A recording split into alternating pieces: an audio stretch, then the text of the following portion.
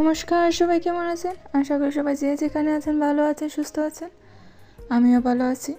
তো জানেন তো, ওই দিন বিকেলে একটু হাঁটতে বেরিয়েছিলাম, তো আসার পথে দেখলাম একটি দোকানে অনেক তাজা তাজা সবজি নিয়ে এসেছে।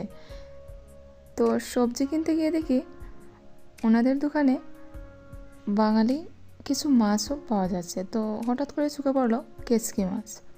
তো কেচকি মাছ দেখেই তো আর লোভ সামলাতে পারলাম না, নিয়ে চলে আসলাম।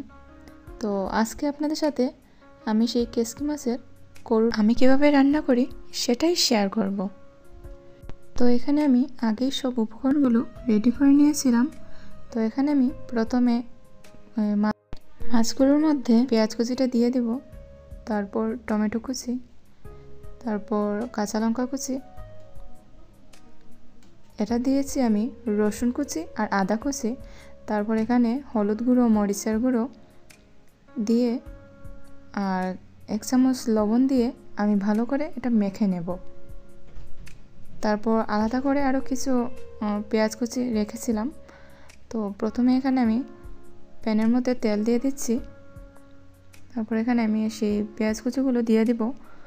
আর যখন পেঁয়াজ কুচিগুলো একটু বাদামি রঙের হয়ে যাবে তখন আমি কেচকি মাছ যে মাখিয়ে রেখেছিলাম সেটা দিয়ে দেব।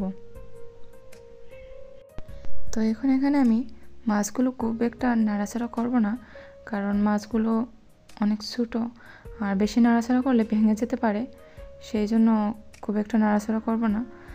এভাবে একটু নাড়াচাড়া করে আমি রেখে দেব। তো এখানে আমি কিছুক্ষণ ঢাকনা দিয়ে ঢেকে রেখেছিলাম, তো সেটা আর আমি ভিডিও করিনি। তারপর এই যে দেখুন হয়ে গিয়েছে। আর এখন আমি এখানে ধনিয়া কুচি দিয়ে দিব আর নামিয়ে নেব। আর আমার ব্লগটাকে এখানেই শেষ করছি। আর আমার কেচকি মাছের কোরো রেসিপিটি কেমন লাগলো কমেন্টে অবশ্যই জানাবেন। ভালো লেগে থাকলে লাইক করে দেবেন আর আমার চ্যানেলটিকে সাবস্ক্রাইব করে দেবেন। টাটা।